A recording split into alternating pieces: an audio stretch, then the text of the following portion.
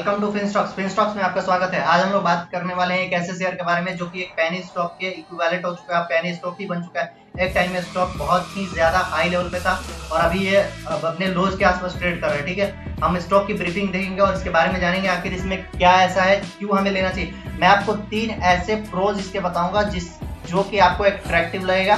आप लो या ना लो वो आपकी बात है, लेकिन अगर आपके पास है तो थोड़ा सा कॉन्फिडेंस आपको आएगा। मैं बस इनोसेंट और जो भी इन्वेस्टर्स हैं, रिटेल इन्वेस्टर, उनका साथ देने के लिए यूट्यूब पे आया हूँ और उनके साथ ही मुझे रहना है। ठीक है, अब हम आते हैं अपने यहाँ पे स्क्रीन पे मैं आ चुका हूँ। यहाँ पे मैं 3 प्रोज आपको बताऊंगा। ठीक है, पहला ये देखिए, पहला इसका प्रोज मैं ये बताऊंगा कि ये पेनी स्टॉक्स है तो ये ₹10 से बिलो का स्टॉक है। आप इसमें थोड़ा मोड़ा रिस्क ले सकते हो। ठीक है, आप उतना ही रिस्क लेना जो रिस्क को आप बियर कर सको, बाद में आपको टेंशन ना हो उस रिस्क को लेकर। ठीक है, अगर हम आते हैं आगे देखते हैं इसके चार्ट पैटर्न पे है तो इसके चार्ट पैटर्न देखिए, एक कंसोलिडेटेड फेज, फिर अपटिक, फिर ये नीचे नॉर्मल सा, फिर अपटिक, फिर एक डाउन ट्रेंड और फिर चांसेस है कि अपटिक आ जाए यहाँ पे। ठीक है, क्योंकि एक न्यूज भी आई है जिसकी वजह से इसके अपटिक आने के चांसेस है। तो 3 टॉपिक मैं कवर करूंगा क्यों हमें लेने चाहिए। पहला टॉपिक आपको दिखा दूं यहाँ पे, जो इसका सेल्स ग्रोथ है। सेल्स ग्रोथ पे इसके 3 क्वार्टर के मैं सेल्स ग्रोथ लूंगा। ठीक है, पहला क्वार्टर जून क्वार्टर में आप देख सकते हैं 10,690 का सेल्स ग्रोथ जो है वो कन्वर्ट हो जाता है 10,791 और उसी के बाद दिसंबर क्वार्टर में 10,894, मतलब 100 करोड़ का जंप यहाँ पे। नेक्स्ट क्वार्टर में 100 करोड़ का जंप। तो आप देख सकते हैं यहाँ पे जो है कंपनी ने सेल्स पे फोकस किया है। यहाँ पे दवा के कंपनी ने इस क्वार्टर से सेल्स पे फोकस किया है। ठीक है, अब हम आते हैं आगे चलते हैं। पहला पॉइंट मेरा क्लियर होगा क्यों हमें लेना है। हमें इसलिए लेना है क्योंकि इसका जो सेल्स ग्रोथ है वो बढ़ रहा है। ठीक है, year on year, quarter on quarter basis पे बढ़ रहा है, तो डेफिनेट सी बात है ईयर ऑन ईयर भी बढ़ेगा। आते हैं हम आगे, हम अगर आते हैं हम शेयर होल्डिंग पैटर्न पे। शेयर होल्डिंग पैटर्न क्यों जरूरी है भाई? शेयर होल्डिंग पैटर्न के लिए आपको एक बात बता दूं कि अगर कोई किसी कंपनी का मालिक है और उसमें वो स्टेक बढ़ा रहा है तो उसका मेन रीजन वो है कि उसे उसका फ्यूचर दिख रहा है, उस स्टॉक की फ्यूचर उसे दिख रही है, ब्राइट फ्यूचर दिख रही है। और उस स्टॉक में ब्राइट फ्यूचर दिखेगी तभी कोई भी कंपनी का प्रोमोटर है वो अपनी शेयर होल्डिंग बढ़ाएगा। हम आते हैं यहाँ पे जून 2018 में प्रोमोटर्स के पास थी 42.56 की होल्डिंग। इसका मतलब था कि इनके पास 50% से भी कम की होल्डिंग इनके पास थी। अगर 50% से कम किसी के पास होती है होल्डिंग तो मालिक कहलाने के लायक भी नहीं होता है। 51% मिनिमम होल्डिंग होनी चाहिए मालिक की, लेकिन इनके पास थी 42.56।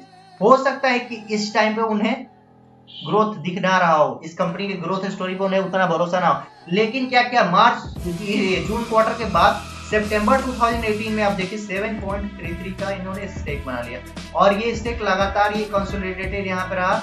यहाँ से फिर इन्होंने जून 2019 क्वार्टर में 7.57 किया, फिर आप देख सकते हो सितंबर क्वार्टर में फिर बढ़ाया, फिर कंसोलिडेटेड और फिर अभी वहीं चल रहा है। तो आप समझ रहे हो इनकी जो शेयर होल्डिंग पैटर्न है ये मतलब लगातार ये बढ़ाए जा रहे हैं। तो ये प्रोमोटर्स का बढ़ाने का पहला नियम है कि अगर उनका ग्रोथ दिखेगी तभी वो बढ़ाएंगे। इंटरनल मैटर होता है ग्रोथ बढ़ना, क्योंकि देखो इसका डायरेक्टली से एग्जांपल आपको दे दूं, क्वालिटी का शेयर अभी वो डीलिस्ट हो चुका है। क्वालिटी का शेयर वो भी किसी टाइम में पेनी स्टॉक था और उसमें भी बहुत मल्टीपल मतलब ऑपरेटर पूरा एक्टिव रहते थे, वो ऐसा शेयर था। तो क्वालिटी की अगर हम बात करें तो क्वालिटी में क्या हमें देखने को मिला कि ईयर ऑन ईयर कंपनी के प्रोमोटर्स क्या थे, अपनी शेयर होल्डिंग घटाए जा रहे थे और कंपनी के प्रोमोटर्स घटाए जा रहे थे और क्या होता, पब्लिक की होल्डिंग्स बढ़ रही थी, पब्लिक की होल्डिंग्स लगातार बढ़ रही थी। तो इसका क्या मतलब हुआ कि पब्लिक को, ये जो प्रोमोटर्स थे अपनी होल्डिंग पब्लिक को पकड़ा रहे थे। यहाँ पे क्या है कि वोडाफोन आइडिया की अगर हम बात करें तो लगातार आप देख सकते हैं कि प्रोमोटर्स की होल्डिंग बढ़े जा रही है, लगातार कंटिन्यूअस एक बढ़ने वाले फेज में। तो दूसरा पॉइंट हमारा कवर हो गया। थर्ड हम आएंगे कि क्यों हमें एक और न्यूज, देखिए वैसे तो न्यूज पे स्टॉक को बाई नहीं करना चाहिए, स्टॉक के फंडामेंटल में करना चाहिए, जो कि हमें देख गया। पहला फंडामेंटल में सेल्स ग्रोथ, दूसरा प्रोमोटर की होल्डिंग बढ़ना, थर्ड जो है वो कंपनी जो है मेगा फंड रेज करने जा रही है। कितना मेगा फंड रेज करने जा रही है? $1 बिलियन का। $1 बिलियन इनके कैश इनफ्लोज में बहुत हेल्प करेगा, जो कि कंपनी को आगे ग्रोथ में ले जाएगा। ठीक है, अब हम आते हैं इसके चार्ट पैटर्न पे, हमें क्या करना चाहिए, कितना स्टॉक लॉस लेना चाहिए, क्या टारगेट हमारा होना चाहिए। अगर हम कंपनी की बात करें तो कभी करेंटली ये ट्रेड कर रहा है ₹8.30 के अप्रोक्सीमेटली। ठीक है, अब हम आगे देखते हैं हमें क्या करना चाहिए, कितने प्राइस पे लेना चाहिए, क्या करना चाहिए। अगर आप 8 रुपीज के अप्रोक्सीमेटली आपको मिले वेल एंड गुड, या 830 के मिले कोई दिक्कत नहीं, आप ले लो।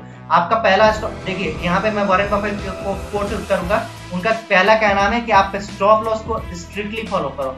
आप जो है प्रॉफिट बुकिंग पे थोड़ा कम भी अगर ध्यान दोगे और स्टॉप लॉस पे लेकिन आपको स्ट्रिक्टली ध्यान देना। उनका कहना ये है कि जो अपना प्रॉफिट का टारगेट जो होता है ना, उसे आप इरेजेबल पेंसिल से लिखो, जाके आप मिटा सको, लेकिन जो है अपना स्टॉप लॉस परमानेंट मार्कर से लिखो। इसका मतलब ये हुआ कि आपको जो स्टॉप लॉस है वो स्ट्रिक्टली मेंटेन करना है, ठीक है।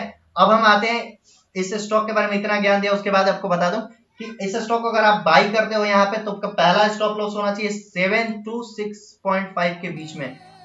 7 पे अगर आप नहीं बेच पाते हो तो 6.5 पे कैसे भी करके एग्जिट ले लो, या फिर वहां पे एवरेज करो। दूसरा स्टॉप लॉस होगा जो रेयर के सिनेरियो में होगा 5 रुपीज। 5 रुपीज ये पहुंचेगा नहीं, मैं आपको गारंटीड के साथ कह सकता हूँ, मैक्सिमम मैं कॉन्फिडेंस हूँ कि ये 5 रुपीज नहीं पहुंचेगा, क्योंकि इतनी सारी न्यूज आती है और ये वर्क कर रही है कंपनी। सोचिए रिलायंस जैसे दिग्गज के सामने ये सामना कर रही है खड़ी होकर, तो कितनी बड़ी इसकी बात हो, इसके हिम्मत को दाद देनी पड़ेगी। इसका टारगेट क्या होना चाहिए, इसका टारगेट बता दूं, फर्स्ट टारगेट जो है वो 13 रुपीज 20 पैसे है, जो कि 5% अभी से 5% के अप्रोक्सीमेटली इंक्रीज है, ठीक है। 5 to 10% के बीच में आपको रखना है, ठीक है। उसके बाद दूसरा जो टारगेट है बहुत बड़ा टारगेट है, वो दे दूंगा, बेकार में आप लोग को अच्छा नहीं लगेगा। 20 रुपीज का टारगेट है, ठीक है। 20 रुपए के टारगेट पे अगर पहुंचे तो आप वहां पे एग्जिट कर सकते हो। और यहाँ पे थोड़ा थोड़ा अगर आप देखो स्विंग ट्रेडर हो, यहाँ पे पूरा प्रॉफिट बुक कर लो। अगर आप स्विंग ट्रेडर नहीं हो, थोड़ा और लॉन्ग शॉर्ट टर्म इन्वेस्टर हो, तो आप यहाँ पे प्रॉफिट बुक करो। नेक्स्ट प्रॉफिट 20 रुपए पे, और फाइनली 30 रुपीज पे अपना टोटल प्रॉफिट बुक कर लो, ठीक है। आगे यही है, और अगर आपको और भी किसी स्टॉक पे जानकारी चाहिए तो आप मुझे व्हाट्सएप कमेंट कर सकते हो, मैं आपको उस स्टॉक के बारे में बता दूंगा। Thank you. अगर ये इन्फॉर्मेटिव वीडियो आपको अच्छी लगी तो आप लाइक सब्सक्राइब शेयर कर सकते हो, और नीचे आपको एक बाद में आउटरो वीडियो आएगी, वो भी देख लेना। Thank you, bye bye, take care.